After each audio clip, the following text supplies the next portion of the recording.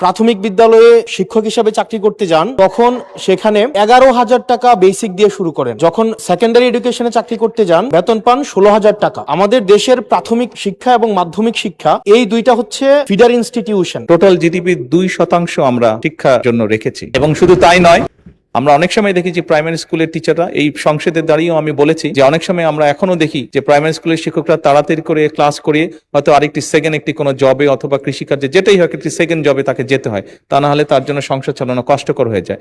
Secondary স্কুলের ক্ষেত্রে আমরা অনেক শিক্ষকের ক্ষেত্রেই দেখেছি এরকম ঘটনা ঘটে।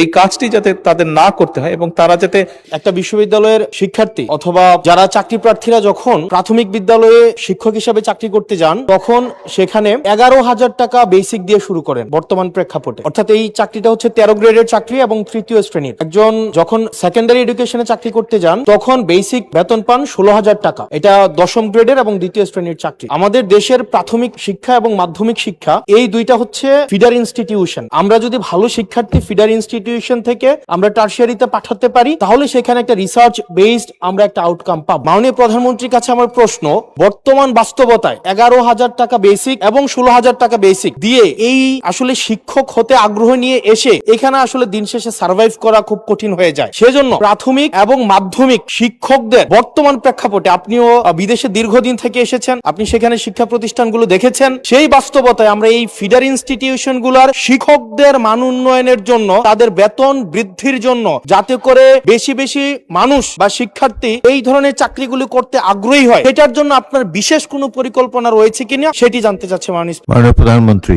মাননীয় স্পিকার, আপনাকে ধন্যবাদ এবং জনাব হাসনাত আপনাকেও ধন্যবাদ আপনার প্রশ্নের জন্য। আপনি নিশ্চয়ই খেয়াল করেছেন বাজেট সেশনে আপনি উপস্থিত ছিলেন এবং আমার এই প্রথম প্রশ্ন যেটা ছিল মূল প্রশ্ন, সেখানে আমি বলেছি যে এই বাজেটে টোটাল জিডিপির 2% আমরা শিক্ষার জন্য রেখেছি। এবং শুধু তাই নয়, আমাদের যেটি পরিকল্পনা আছে, আমরা পরিকল্পনার মতন যদি আগাতে পারি ইনশাল্লাহ আমরা শিক্ষা খাতে বাজেট 5 বছর শেষে 5% নিয়ে যেতে চাই।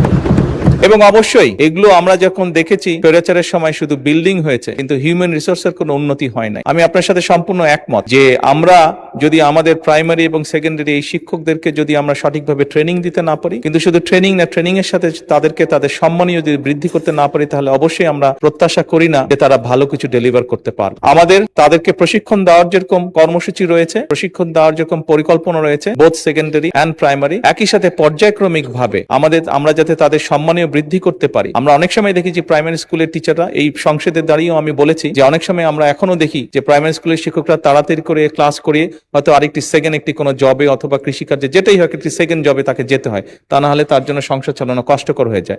সেকেন্ডারি স্কুলের ক্ষেত্রে আমরা অনেক শিক্ষকের ক্ষেত্রেই দেখেছি এরকম ঘটনা ঘটে। এই কাজটি যাতে তাদের না করতে হয় এবং তারা যাতে সঠিকভাবে তাদের সময় এবং তাদের মেধা শিক্ষার্থীদের পেছনে ব্যয় করতে পারেন, সেই জন্য তাদের সম্মানই বাড়ানো প্রয়োজন বলে আমরাও মনে করি। পর্যায়ক্রমিক ভাবে আমরা এই কাজটি ইনশাল্লাহ করব এই দেশে। ধন্যবাদ মাননীয় স্পিকার।